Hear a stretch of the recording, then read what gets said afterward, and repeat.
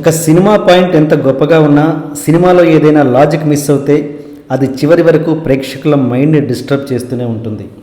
ఆ తర్వాత కథని ఎంత గొప్పగా చెప్పినా ఆ మేజర్ లాజిక్ మిస్ అవ్వడం అనేది ప్రేక్షకులకు ఆ కథను జీర్ణించుకోలేకుండా చేస్తుంది. అందుకు ఒక చిన్న ఉదాహరణ ఈ సినిమా. అదేంటంటే, ఈ సినిమా అంతా హైటెక్ సిటీ ఫ్లైఓవర్ మీద జరుగుతుంది. ఒక యాక్సిడెంట్ జరగడం వల్ల ఫ్లైఓవర్ మీద ఉన్న ట్రాఫిక్ అంతా కదలలేకుండా జామ్ అవుతుంది. సో కథంతా ఆ జామ్ అయిన ట్రాఫిక్లో ఉదయం నుండి రాత్రి వరకు జరిగే కథ. కానీ ఇలా చూపించడంలో డైరెక్టర్ లాజిక్ మిస్ అయింది ఎక్కడంటే, అసలు పబ్లిక్ అంతసేపు ఆ ట్రాఫిక్లో ఎందుకుంటారు, ఎలా ఉంటారు? పోనీ సొంత వాహనదారులు ఉన్నారనుకుందాం, ఆటోలో ఉన్న ప్యాసింజర్స్ మాత్రం అంతసేపు అందులోనే ఎందుకుంటారు? నడుచుకుంటూ వెళ్ళొచ్చు కదా. హీరోయిన్ నిత్యా మీనన్ అదే ఆటోలో కూర్చొని పక్కన బైక్లో ఉన్న హీరోతో ఉదయం నుంచి సాయంత్రం దాకా మాట్లాడుతూనే ఉంటుంది. పైగా ఆవిడ హోమ్ మినిస్టర్ కూతురు. ఆటోలోంచి దిగి నడుచుకుంటూ ఎందుకు వెళ్ళదు అన్నది ఒక చిన్న అనుమానం. ఇది ఎంతవరకు సాధ్యం? ఈ సింపుల్ లాజిక్ ప్రేక్షకుల పంటి కింద రాయిలా ఉండి సినిమా ఫ్లోని ఎంజాయ్ చేయనివ్వకుండా చేస్తుంది. కొన్ని ప్రయోగాత్మకమైన సినిమాలు తీస్తున్నప్పుడు కమర్షియల్ ఎలిమెంట్స్కి దూరంగా ఉంటే చూసే ప్రేక్షకుడికి ఆ సినిమా మీద ఒక గౌరవం పెరిగి చూసే దృష్టికోణమే వేరుగా ఉంటుంది. కానీ మన వాళ్ళు ఎక్కడ లేని గాబరాతో, ఆతృతతో తీసిన ఒకే సినిమాలో అన్ని క్లాసుల వాళ్ళని తృప్తిపరుద్దామని అన్ని ఎలిమెంట్స్ని ఒకే దాంట్లో పెట్టే ప్రయత్నం చేస్తారు. కానీ ఇలాంటి ప్రయత్నం చివరికి ఏ క్లాస్ వాళ్ళని పూర్తిగా మెప్పించలేకపోతుంది.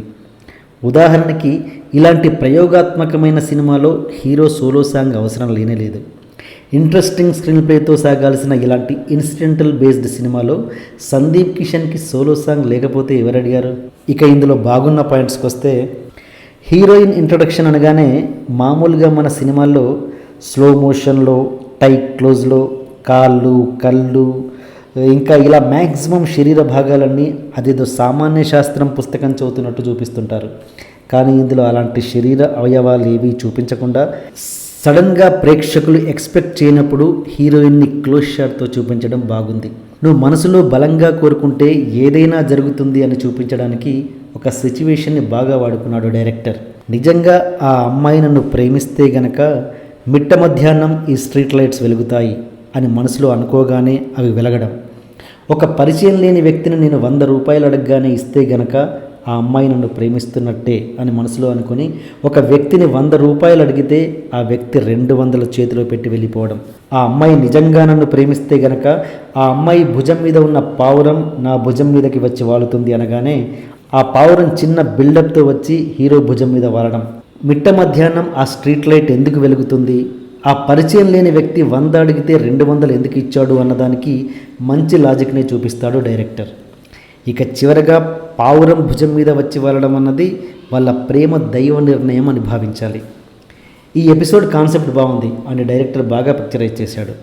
హీరోయిన్తో ఆలీ పెళ్లి చూపులప్పుడు పెళ్లి కూతురు తరపు వాళ్ళు కాఫీల మీద కాఫీలు అందించడం బాగుంది. బార్బర్ షాప్లో షేవింగ్ చేయించుకున్నాక తన స్కిన్ తెగిందని కమెడియన్ వేణు గొడవ పడుతుంటే బార్బర్ షాప్లోని అసిస్టెంట్ పిల్లోడు టబ్లో నీళ్లు తెచ్చి వేణు తలకాయను అందులో ముంచి తీసి స్కిన్ ఏం కట్టుకోలేదు సార్ అంటాడు. అదేలేరా అలా ఇలా చెప్పావంటే తెగితే బుడగలు వస్తాయి కదా సార్ అనడం. ఇంతకుముందు ఎక్కడ పనిచేసావురా అంటే పంక్చర్ షాప్లో అనడం. ఇలాంటి కామెడీ అక్కడక్కడ బాగుంది. నేను చికెన్ బిర్యానీ తినకపోవడం వల్లే ఇదంతా జరిగింది అనే పృథ్వీ క్యారెక్టర్ బాగుంది.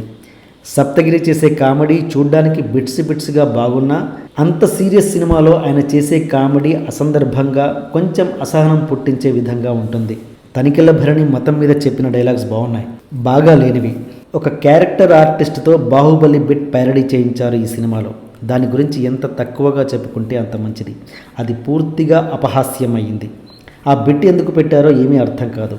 ఆ మాత్రం కామెడీ మనం పొద్దున్న లేస్తే రాత్రి వరకు యూట్యూబ్లో చూసుకోవచ్చు. యాక్సిడెంట్ అయితే జనాల టెన్షన్ని ఏమాత్రం ఎస్టాబ్లిష్ చేయలేకపోయాడు డైరెక్టర్. వాళ్ళు టెన్షన్తో పరిగెత్తే షాట్స్ చాలా చీప్గా స్ట్రోబ్ ఎఫెక్ట్లో వస్తుంటాయి. షూటింగ్లో తీసే షాట్స్ సరిగా రానప్పుడే, ఎఫెక్టివ్గా రానప్పుడే, ఆ జూనియర్ ఆర్టిస్టులు మన కంట్రోల్లో ఉండకుండా బాగా చేయలేనప్పుడే దాని ఎఫెక్ట్ని కొంచెం పెంచడానికి ఇలాంటి స్ట్రోబ్ ఎఫెక్ట్ వాడతారు మామూలుగా. ఈ స్ట్రోబ్ షాట్స్ చూశాక షూటింగ్లో తీసిన షాట్స్ ఎంత నార్మల్గా ఉంటాయో మనం ఊహించుకోవచ్చు.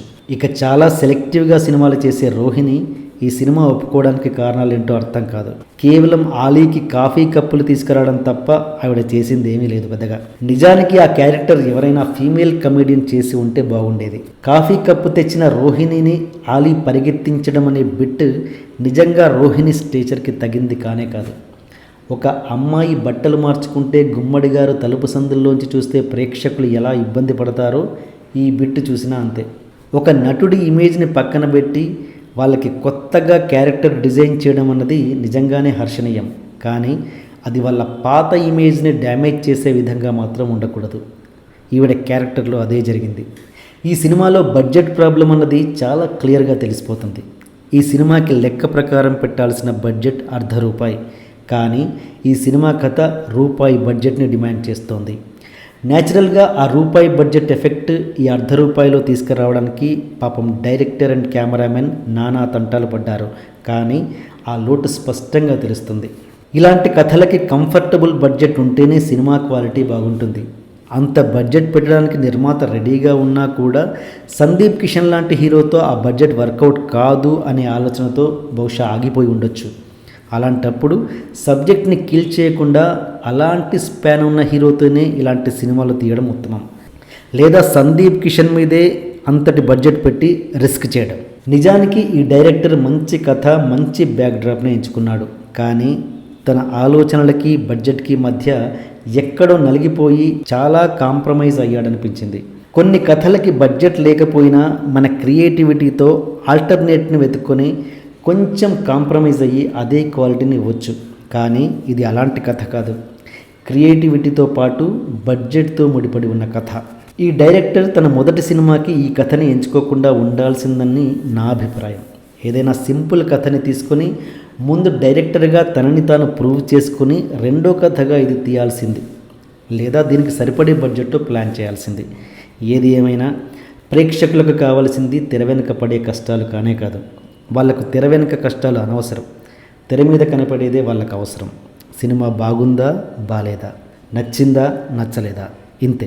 చివరగా ఈ డైరెక్టర్ తన కసిని ఇలాగే కొనసాగించి ఈ అనుభవంతో తన తదుపరి ప్రాజెక్టులో కూడా ఇలాంటి ప్రయోగాత్మకమైన కథని ఎంచుకొని ఈసారి మాత్రం కేవలం బడ్జెట్ అనే కారణంగా ఆ కాన్సెప్ట్ కిల్ కాకుండా బాగా డిజైన్ చేసుకొని ఒక మంచి సినిమాతో మళ్ళీ మన ముందుకు రావాలని మనస్ఫూర్తిగా ఆశిస్తూ సెలవు. మీ TNR.